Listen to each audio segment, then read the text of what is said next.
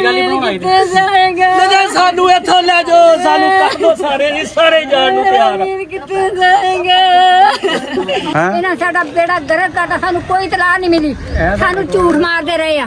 ਸਾਨੂੰ ਕੱਲ ਸ਼ਾਮ ਟਾਈਮ ਦੱਸਿਆ ਜਦੋਂ ਟਾਈਮ ਲੰਘ ਗਿਆ ਸਾਡਾ।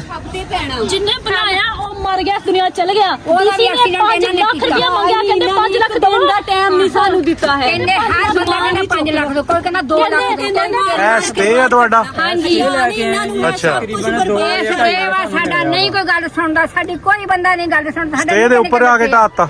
ਹਾਂਜੀ ਉੱਤੋਂ ਇਹ ਗੁੱਜਰ ਸਾਰੇ ਰਲੇ ਹੋਏ, ਸਾਰੇ ਗੁੱਜਰ ਰਲੇ ਆ।